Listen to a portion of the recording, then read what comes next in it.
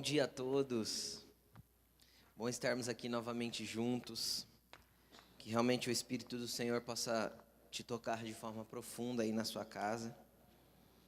Ainda mais, creio que Ele já tocou, que Ele já moveu e que Ele ainda possa fazer além de qualquer expectativa que exista no seu coração com relação àquilo que Ele possa fazer.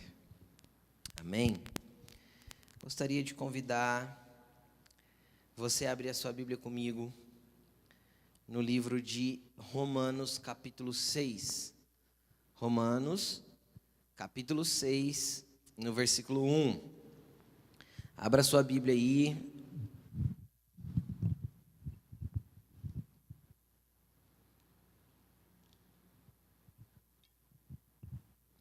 Romanos, capítulo 6, versículo 1.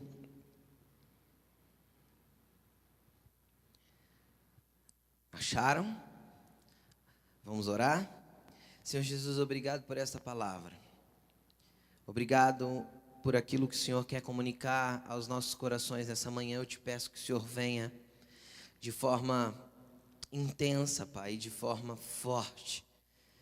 Que o Teu amor possa inundar os nossos corações, Senhor, e convencê-lo de toda a ignorância que nós temos com relação a enxergar aquilo que o Senhor quer fazer nas nossas vidas e a forma como qual o Senhor quer trabalhar em nossas vidas.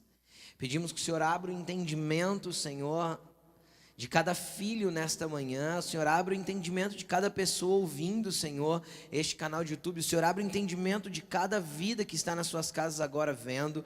Pai, eu te peço que o Senhor abra o entendimento, Senhor, de cada pessoa que vai ouvir esta mensagem sendo comunicada nesta manhã. Em nome de Jesus. Amém, amém. O tema da palavra de hoje é Estamos em Guerra. E eu quero falar um pouquinho com você a respeito de uma guerra que às vezes você não notou que nós estamos. Eu quero te falar a respeito de uma guerra que, indiferente do que você crê, independente do que você creia, uma guerra que independente do que você trabalhe, uma guerra que independente do que você esteja fazendo, você está nela.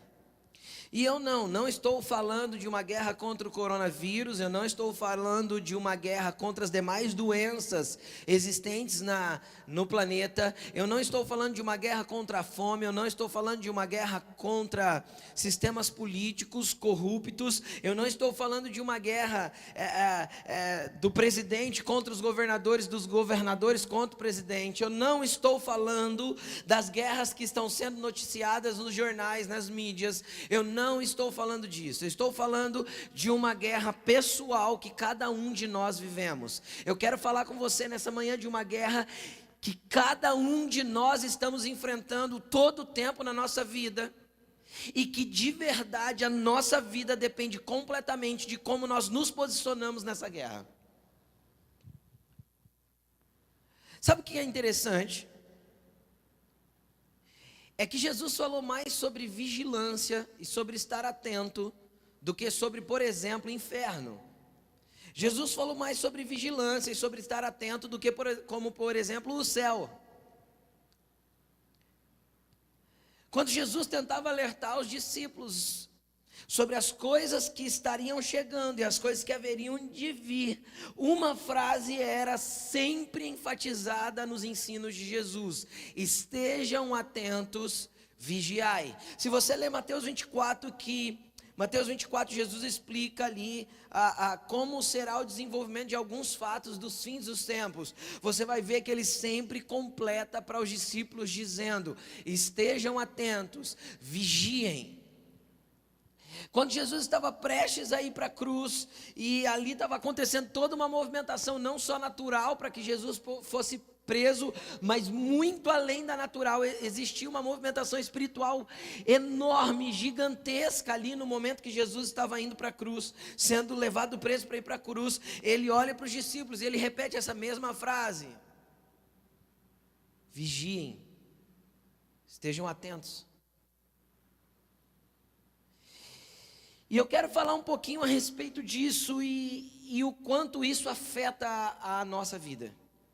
o quanto isso afeta a minha vida, afeta a sua vida. Então eu gostaria de te olhar bem para o teu olho agora, e que você olhasse bem nos meus e você entendesse: nós estamos em guerra, sempre. Leia comigo, Romanos capítulo 6. Que diremos então? Continuaremos pecando para que a graça aumente? De maneira nenhuma. Nós, os que morremos para o pecado, como podemos continuar vivendo nele?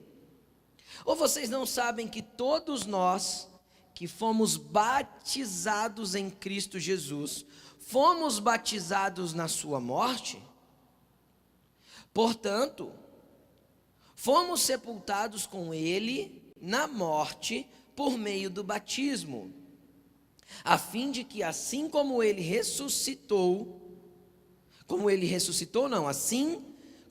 foi ressuscitado dos mortos mediante a glória do Pai, também nós vivamos uma nova vida. Eu vou ler mais, mas pausa aí, deixa aberta a sua Bíblia.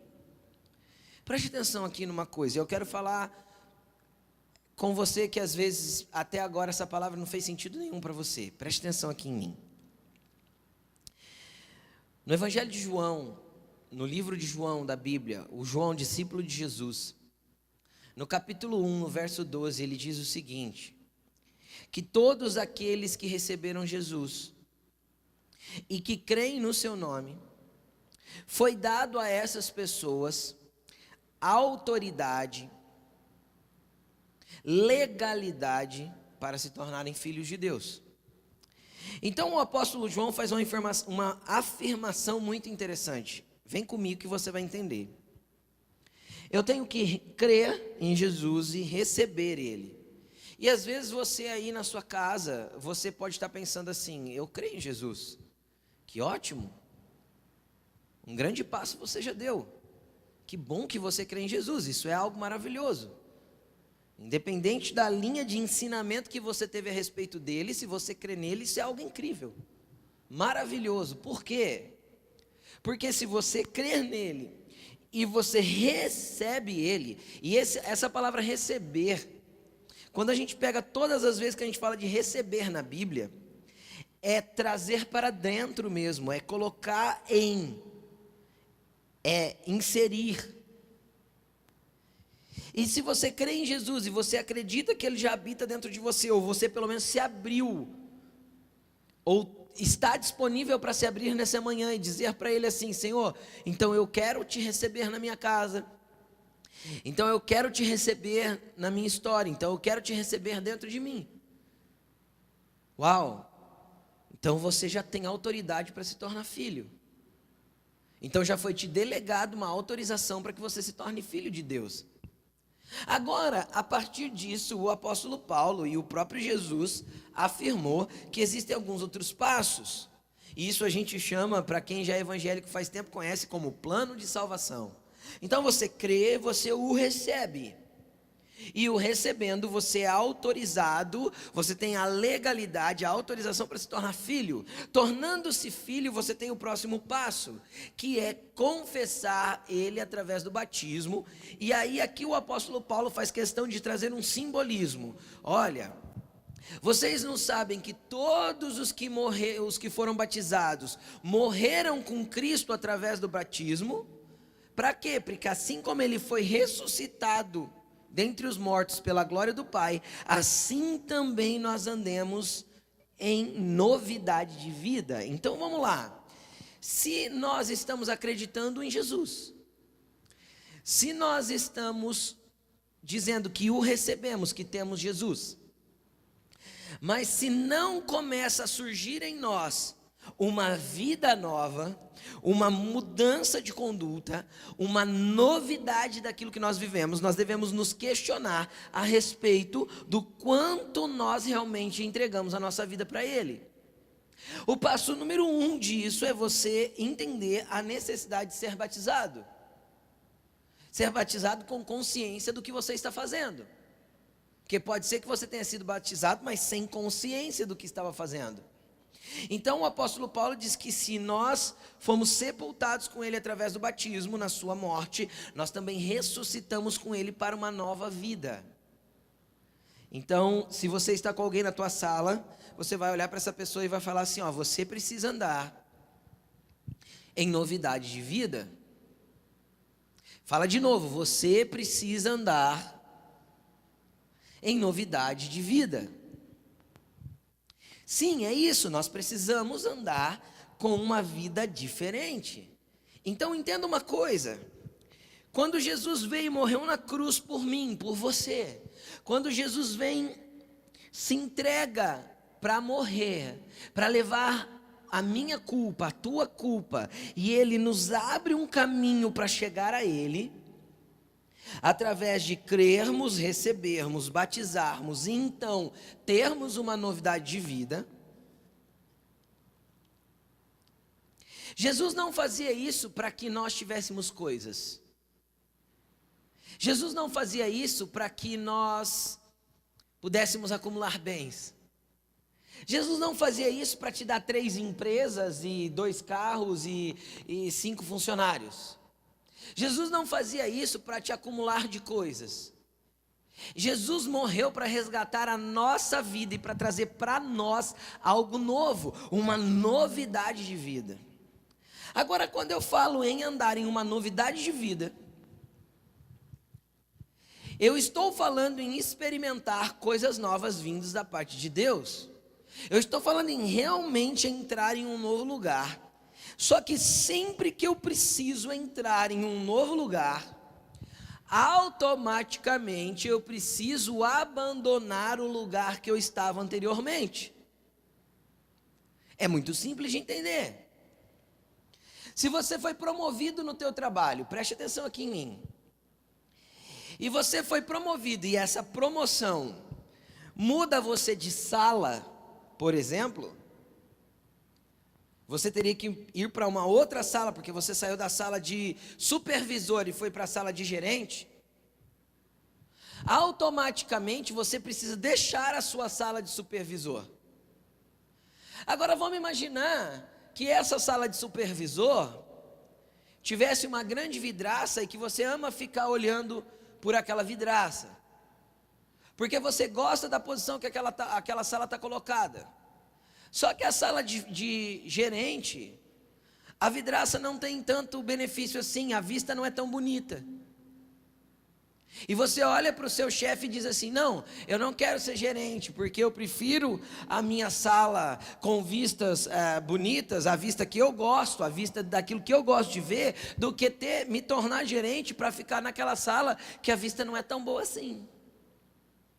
Você pode estar pensando, isso é uma estupidez.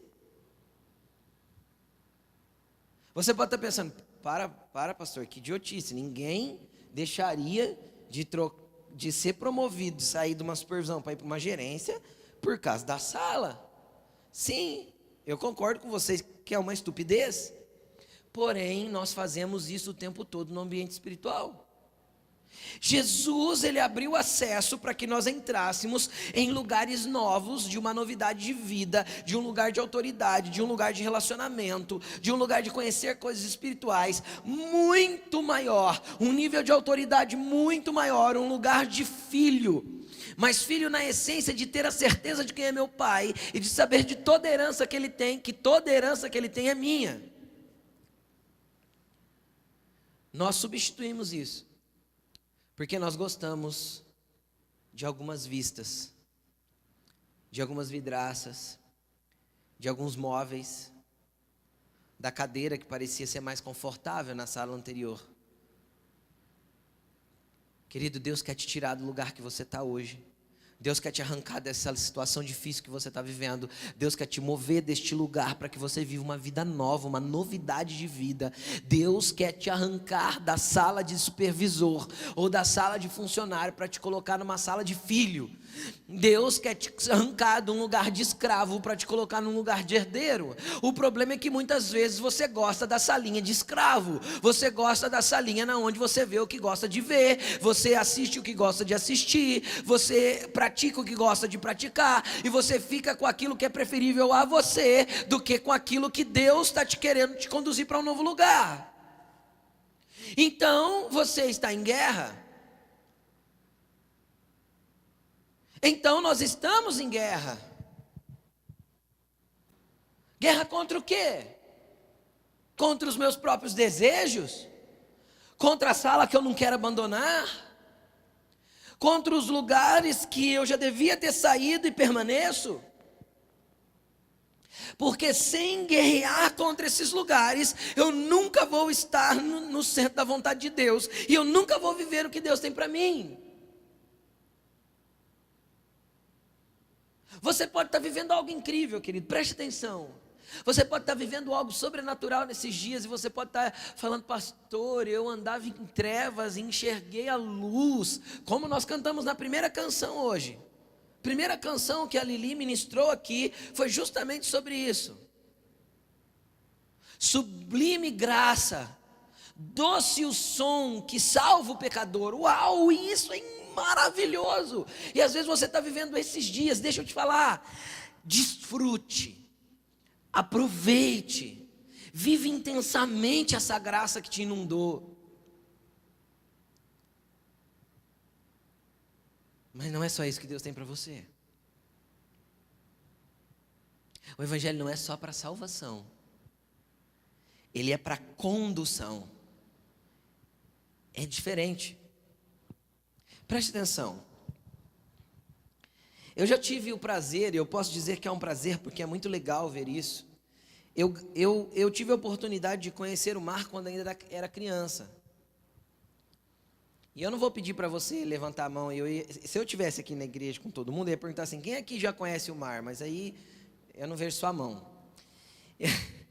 E aí, eu já tive a oportunidade, por exemplo, de ir com um adulto que nunca tinha visto o mar para a praia. E é muito legal quando uma pessoa que nunca viu o mar chega diante do mar, porque é impossível não ficar deslumbrado.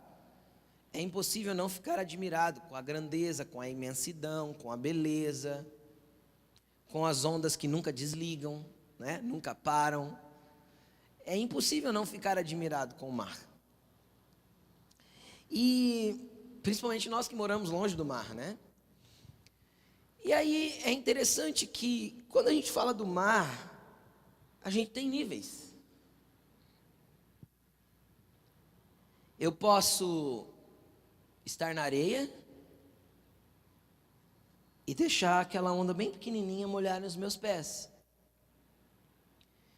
E para quem é do interior como nós, pode ser até inverno. A gente tira o sapato na praia e deixa os pés, a água gelada molhar os nossos pés, não é assim? Se a gente está na praia, a gente não perde a oportunidade de, pelo menos os pés molhar, mesmo que esteja frio. E é interessante que eu posso molhar os pés,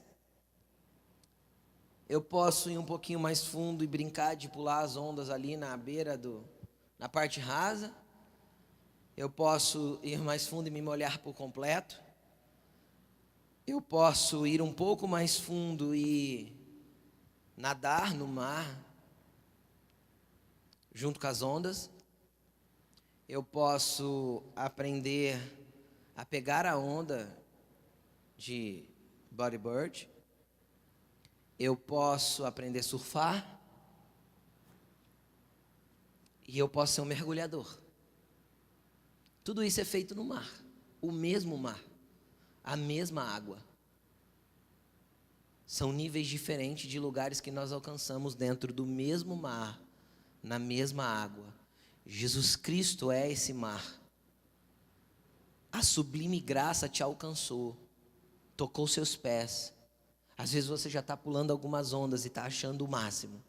Cara, vive intensamente cada etapa, mas o mar te chama para ir mais fundo. O mar te chama para ir mais adentro. O mar te chama para mergulhar. Jesus quer que você conheça o que há nas profundezas desse mar. Jesus quer que você conheça o que há nas profundezas do relacionamento e da vida com Ele. Só que para que isso aconteça, eu preciso me esforçar, porque a molhar o pé e pular algumas ondas, eu não preciso nem saber nadar. Mas se eu quiser ir mais a fundo, eu preciso ter algumas habilidades. Se eu quiser ir mais a fundo, eu tenho que desenvolver novas coisas. Se eu chego no mar hoje e eu quero, por exemplo, aprender a pegar onda de bodyboard, eu vou precisar desenvolver habilidades. E se eu quiser surfar, eu vou ter que ficar um tempo na terra, entendendo o que eu tenho que fazer para que eu possa ir para a água e tentar fazer. E essas habilidades vão ter que ser desenvolvidas. O meu parente, estou brincando, Gabriel Medina, ele não é meu parente, estou brincando. Pode ser que seja, pode ser que não. Mas o Gabriel Medina, ele não surfa do jeito que surfa, e já foi campeão mundial algumas vezes, sem desenvolver a habilidade que ele desenvolveu, sem trabalhar para que essa habilidade fosse alcançada. Os mergulhadores que pesquisam lugares profundos no mar precisaram desenvolver habilidades e ter técnicas específicas para chegar lá, equipamentos específicos para estar neste lugar.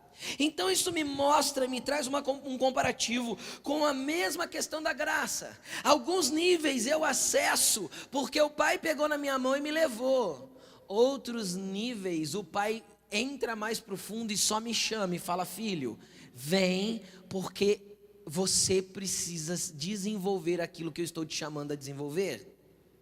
Então hoje o Pai te chama para ir um pouco além. O Pai te chama para guerrear contra os seus instintos de comodidade, de estagnação, de permanecer no mesmo lugar, de achar que a tua vida cristã já está ótima nesse nível raso que você está vivendo. Hoje o Pai te chama para ir um pouco mais. Hoje o Pai olha para você de um lugar mais fundo e fala: vem, porque eu vou com você e vou te ensinar. Não vou deixar você naufragar, não vou deixar que você se afogue, mas venha.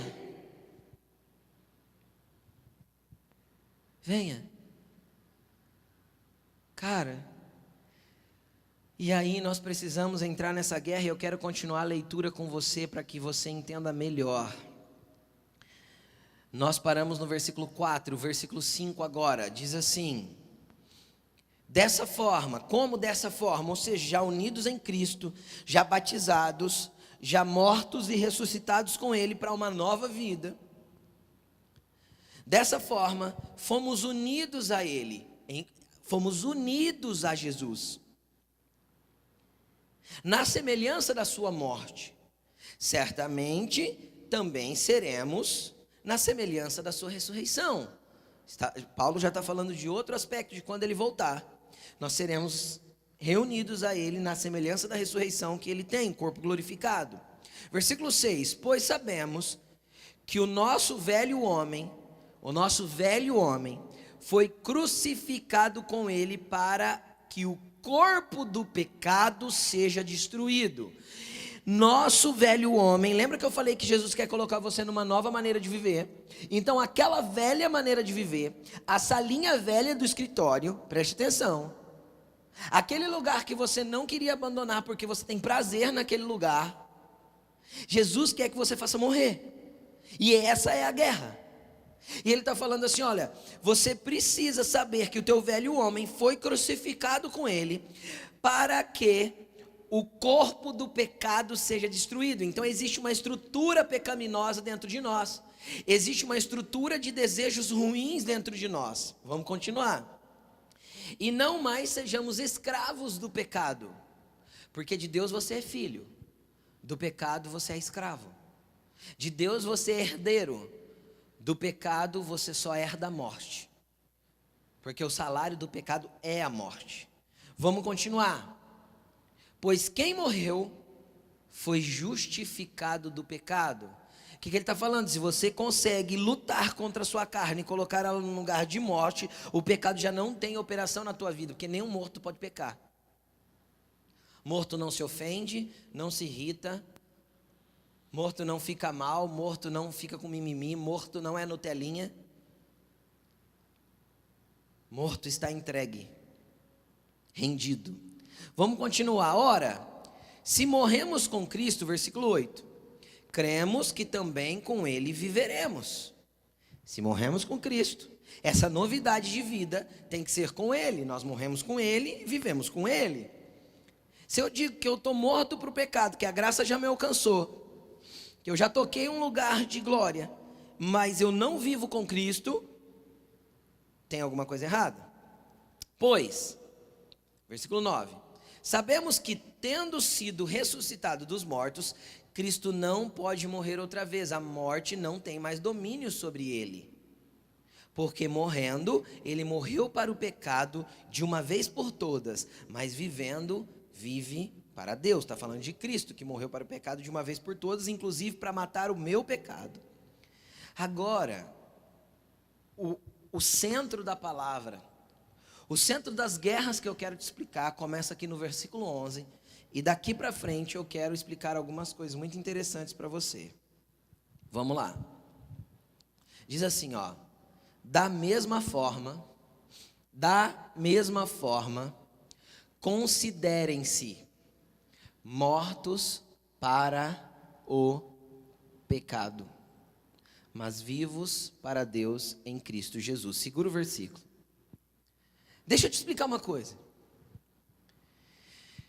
Você consegue entender que Paulo coloca aqui, o apóstolo Paulo, quando ele está ensinando isso para os coríntios, para os romanos, ele coloca aqui para nós que a gente precisa se considerar morto para o pecado? Da mesma forma, a forma de quê? Da forma de Cristo, que ele morreu de uma vez por todas, não foi isso que nós acabamos de ler? Que de uma vez por todas ele morreu? E por que nós não morremos de uma vez por todas? Por que Cristo morreu de uma vez por todas, mas nós não conseguimos morrer de uma vez por todas? Porque existe algumas coisas que dependem de nós. O primeiro ponto, e se você puder tomar nota, se você quiser abrir teu bloco de notas no celular, se você escrever no teu caderno, preste muita atenção nisso. Isso tem a ver com o plano de salvação, isso tem a ver com o desenvolvimento da tua santidade. Isso tem a ver com a guerra que você vai viver todos os dias. Preste atenção. Considerem-se mortos para o pecado. O problema é que tem muita gente que ainda carrega um peso que não existe mais sobre as costas. Tem pessoas que não conseguem se sentir perdoadas. Tem pessoas que não conseguem se sentir amadas por Deus. Tem pessoas que não conseguem perdoar, não conseguem viver o amor de Deus nas suas vidas. Sabe por quê? Porque elas nunca pararam para entender que o que Cristo fez foi de uma vez por todas, e que você precisa, antes de tudo, se considerar morto para o pecado. Mas pastor, eu ainda pego, mas considere-se morto, ainda peco, mas considere-se morto para o pecado. Isso tem a ver com a mudança de mentalidade, com mudar a perspectiva de como você enxerga o que Cristo fez por você. O problema é que nós vivemos uma geração de cristãos que experimentaram a areia da praia, experimentaram a água nas canelas, e tiveram um toque da sublime graça, do doce som que salvou o pecador. Uau! Isso já é incrível e maravilhoso, espetacular. Mas nós vivemos uma geração onde as pessoas continuam a pecar e acham que está tudo bem. Essas frases a gente escuta sempre: não dá nada não, isso é assim mesmo, todo mundo faz. Esse é o padrão da nossa sociedade. Se não for assim no Brasil não dá certo. Eu não sei quantas frases eu já escutei a respeito de atitudes injustas, de obras erradas, de negligência, de sonegação, de mentira, de tantas coisas que estão militando contra a nossa santidade, militando contra aquilo que Cristo fez por nós de uma vez por todas, e nós não nos consideramos mortos. Nós nos consideramos seres adaptativos. Se todo mundo está indo para lá, então vamos para lá. E se todo mundo está indo para cá, então vamos para cá. O importante é eu estar no meio da galera. O importante é você morrer para os teus desejos.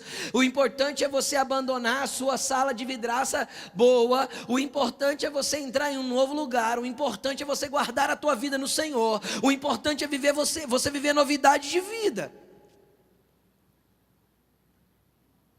Por isso que o apóstolo Paulo falou assim, ó, eu como sábio construtor, coloquei o alicerce, cada um edifica sobre ele como quer. O alicerce ninguém pode arrancar, ninguém, é Cristo e já está colocado. É a graça, é a areia da praia, é a água pegando nos pés, é o sentimento incrível de sentir a brisa do mar, é o lugar que Deus já te colocou. Só que esse não é o lugar que Deus tem para você, cara. Não fique parado aí. Tem algo mais fundo logo ali na frente. Tem algo mais poderoso, tem algo mais incrível, tem algo mais sublime, tem algo mais intenso. Por que você parou?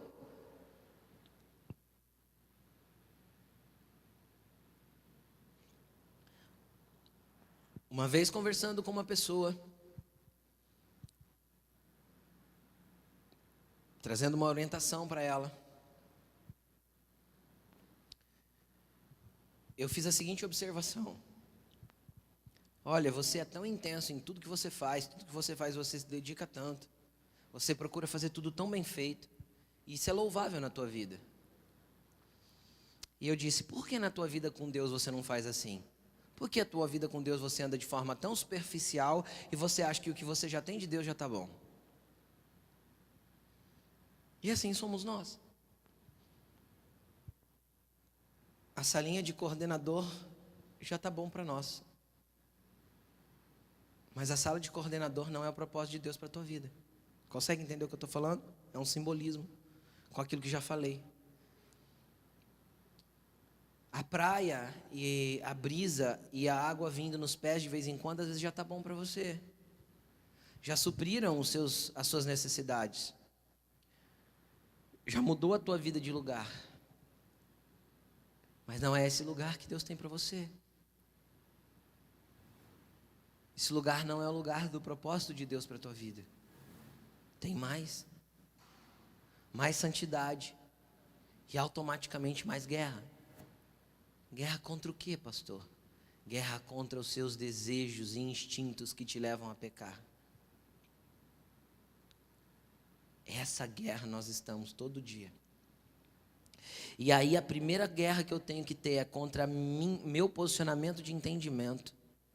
Eu tenho que me considerar morto. Eu tenho que saber que sou morto com Cristo e Cristo já morreu por mim de uma vez por todas. Eu tenho que me considerar morto para o pecado. Pastor, mas e se eu pecar? Se vocês pecarem, filhinhos, tende um advogado junto ao Pai, Jesus Cristo junto, o justo. Mas deixa eu te explicar uma coisa. Existe uma diferença muito grande entre você pecar e você ser pecador, viver na prática do pecado.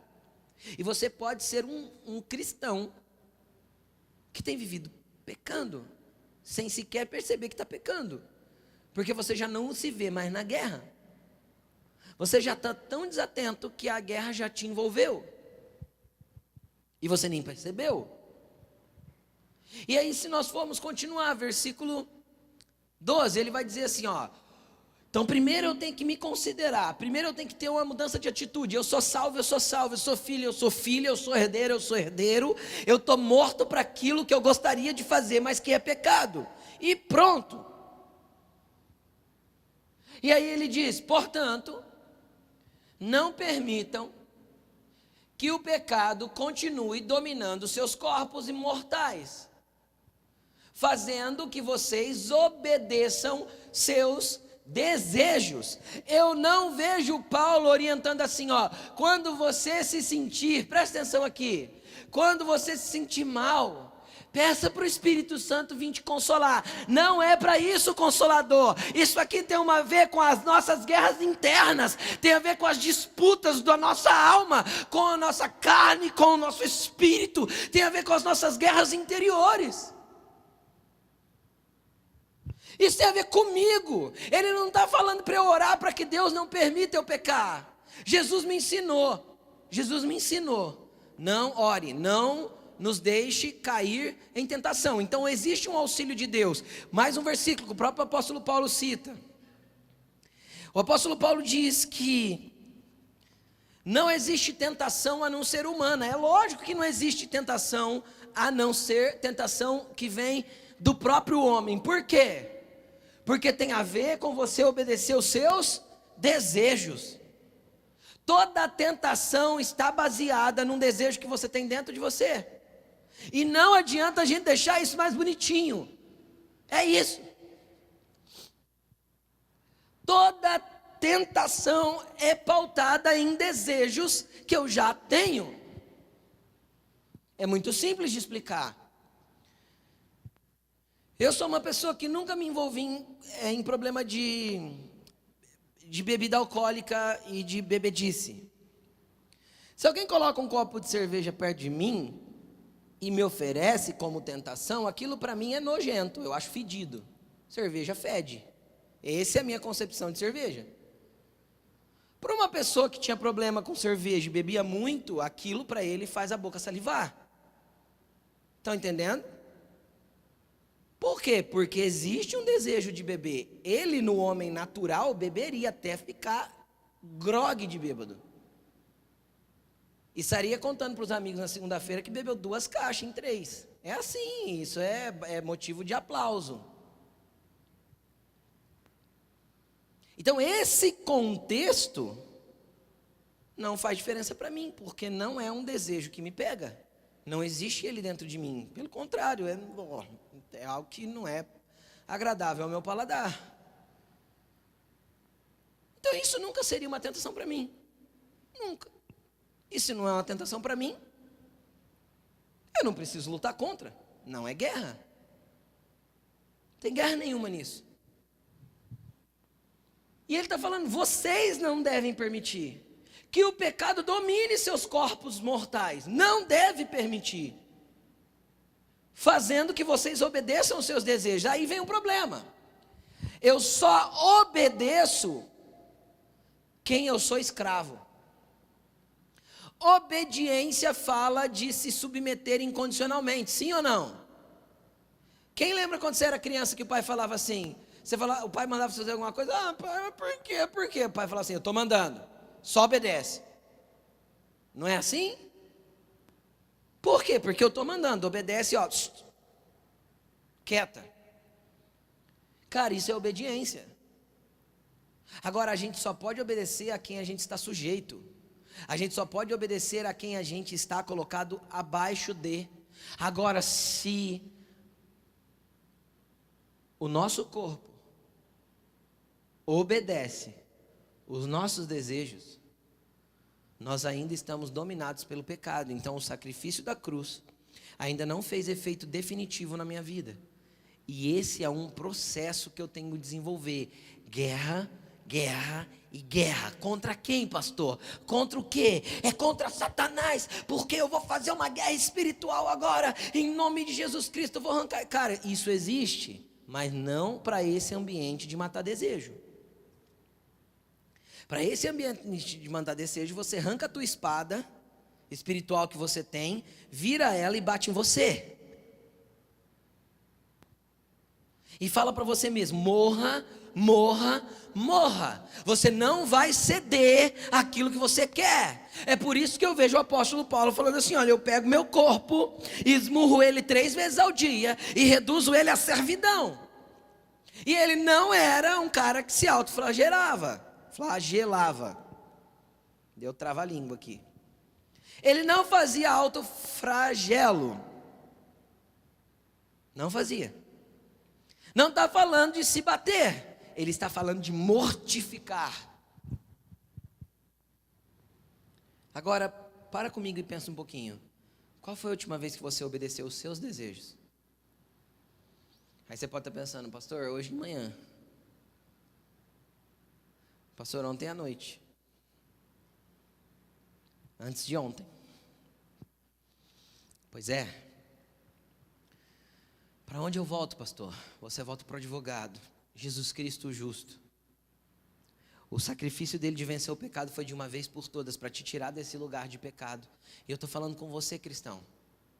Eu estou falando com você, cristão, que ainda milita contra os seus membros. Você, cristão, que ainda não sabe dominar os seus olhos. Você, cristão, que ainda não para de ver pornografia. Você, cristão, que não para de mentir. Que não consegue dominar a sua língua e não consegue parar de falar mal dos outros. Você, cristão, que não consegue andar em santidade. Você, cristão, que não consegue parar de criticar, de falar mal, de apontar o dedo, de ter olhos soberbos, de ser arrogante, de andar de nariz em pé, de pisar nas pessoas. Você, cristão, que precisa ter um posicionamento diferente para andar em uma novidade de vida, é para nós que eu estou pregando. E se você é um novo na fé, está vivendo a experiência da praia, está vivendo a experiência da graça, viva isso intensamente, porque Jesus tem muito mais para fazer na sua vida. Versículo 13: não ofereçam os membros dos seus corpos ao pecado. Não ofereçam a língua para o pecado, o ouvido para o pecado, os olhos para o pecado, as mãos para o pecado, a mente para o pecado. Não ofereçam seus corpos para o pecado como instrumento de injustiça, porque às vezes o pecado é só contra você, mas às vezes o pecado está injustiçando outra pessoa, está ferindo outra pessoa. Não ofereça.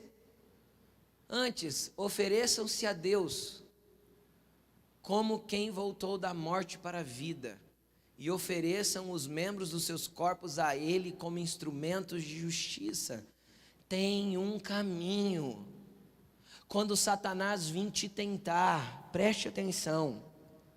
Quando Satanás vir te tentar, volte-se para Cristo.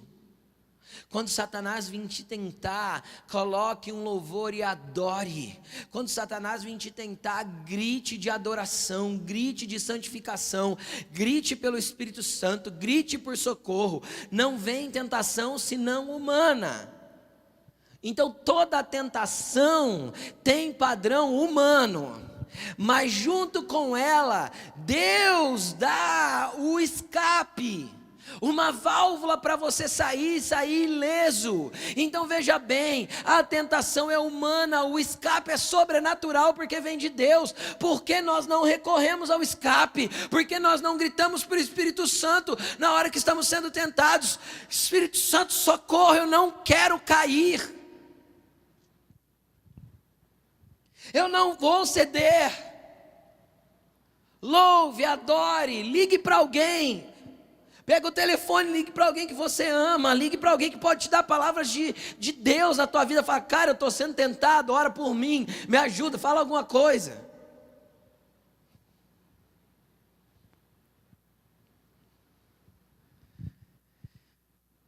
Ofereça seu corpo a Deus.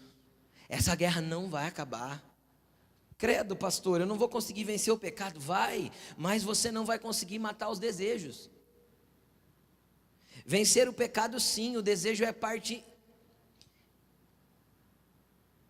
intrínseca do ser humano, é parte integral do ser humano, desejos ruins, porque tem a ver com a nossa natureza adâmica. O apóstolo Paulo conta isso no final do capítulo 5, que nós começamos no 6, ele explica que através de Adão entrou o pecado, a parte da nossa natureza humana ter desejo ruim. Pastor, quer dizer que eu nunca vou vencer essa guerra? Vai, querido, eu vou te dar esperança. Eu vou te explicar onde você vai vencer essa guerra. 1 Coríntios capítulo 15, versículo 50 e... Calma que eu vou ver aqui. 50 e um monte. 54. 1 Coríntios capítulo 15, versículo 54, o apóstolo Paulo mostra quando essa guerra acaba. Quando essa guerra vai acabar, querido? Quando, porém, o que é corruptível, o que se corrompe com o pecado, o que se corrompe com a morte, o que se corrompe com a doença, o que se corrompe com o erro, o que se corrompe com a transgressão, se revestir de incorruptibilidade, e o que é mortal se revestir de imortalidade, então se cumprirá a palavra que está escrita: a morte foi destruída pela vitória. Aleluia. Onde está, próximo, onde está a morte, a sua vitória? Onde está a morte, o seu ferrão? Aguilhão é o mesmo que ferrão, ferroada de um escorpião, ou de uma abelha, ou de um marimbondo.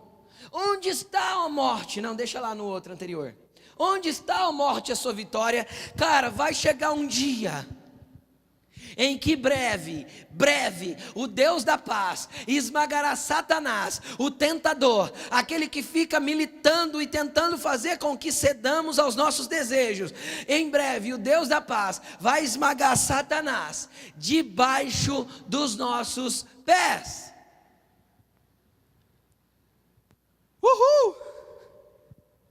Em breve Jesus vai fazer isso, e aí o nosso corpo mortal vai se revestir como o corpo dele de imortalidade, e o nosso corpo corruptível vai se revestir de incorruptibilidade. Versículo 56. O aguilhão da morte é o pecado. O ferrão da morte que injeta o veneno na tua vida para você viver sem Cristo eternamente é o pecado, e a força do pecado é a lei. 57. Mas graças a Deus que nos dá a vitória por meio do nosso Senhor Jesus Cristo. Nós temos e podemos andar em vitória contra o pecado. Essa é a nossa guerra. Então, voltando lá no começo da mensagem. Às vezes hoje você tem deixado a tua guerra você tem deixado as guerras naturais fazerem mais sentido para você do que esta guerra. Esta guerra é a nossa guerra principal. Este é o lugar que estamos em guerra. Este é o lugar que estamos em guerra. Nós estamos em guerra contra o pecado, nós estamos em guerra contra a nossa própria natureza, nós estamos em guerra contra os nossos desejos maliciosos, nós estamos em guerras para mudar a nossa mente e entender que já estamos mortos com Cristo e já somos alcançados por Ele. Essa é a nossa principal guerra. Essa guerra é maior que a guerra contra qualquer doença. Essa guerra é maior que qualquer guerra política. Essa guerra é maior que a sua guerra para trazer pão para dentro da sua casa. Essa guerra precisa ser a guerra número 1, porque se essa guerra for vencida, a vitória é nossa, e não tem como nós não andarmos em vitória nos demais ângulos da nossa vida. Às vezes você está guerreando contra a depressão hoje. Deixa eu te explicar, o Espírito Santo hoje quer pegar a sua mente e a sua alma e fazer você entender que Jesus é teu Salvador e que Deus é seu Pai e que você já é mais que vencedor pela graça em Cristo Jesus. Saibamos nos posicionar do jeito certo contra aquilo que realmente temos que lutar, contra aquilo que realmente temos que vencer. A vitória contra o pecado nos leva a todas as demais vitórias. A vitória contra o pecado nos traz todas as demais vitórias. Todas as demais vitórias. Todas as demais vitórias. Porque se estou livre do pecado, estou conectado com Deus, porque o que faz separação entre vós e o vosso Deus é o pecado. E se eu estou conectado com Deus, eu estou seguro nele. Seguro nele. Coloque-se de pé. Queria convidar a banda. Coloque-se de pé. Aí na sua casa.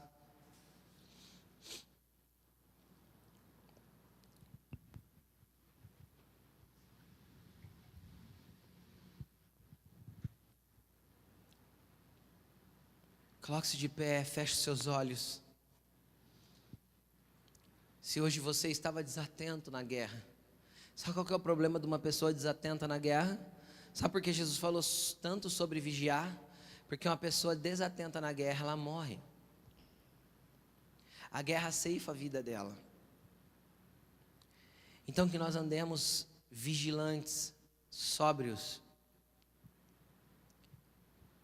Nós não sabemos quando o tentador vai bater a nossa porta, da mesma forma que nós não sabemos quando Cristo vai voltar para nos levar, para transformar o nosso corpo e começarmos o governo do Messias com Ele. O problema de estar desatento numa guerra é morrermos. E às vezes nós estamos andando desatentos. Às vezes você tem andado desatento nesses dias, preocupado com o que o político X ou Y fala, preocupado com os números do coronavírus, preocupados com o seu trabalho, preocupado com a sua renda familiar. Eu não estou dizendo que essas coisas não têm importância. Eu estou dizendo que elas não devem ser prioridade. A prioridade deve ser andar em santidade, vencer a guerra principal. Feche os seus olhos, você que está aí na sua casa. Espírito Santo, eu te peço que o Senhor venha inundar agora, Senhor, a vida dos meus irmãos. Santo Espírito, eu te peço que o Senhor venha inundar a nossa vida. Espírito Santo, eu te peço que o Senhor venha inundar, Senhor, a nossa vida com o teu poder. Espírito Santo, Senhor, não trazer luz, não fazer nós enxergarmos as verdadeiras guerras que estamos vivendo. Senhor, nós precisamos viver para o Senhor, nós precisamos viver na Tua presença. Santo Espírito, eu te peço que o Senhor entre em cada casa, em cada lar agora, que o Senhor entre, Senhor, dentro de cada vida agora, Senhor, em cada família agora, e que realmente possa vir luz sobre cada ambiente de trevas que eles têm vivido, que eles têm guerreado, em nome de Jesus.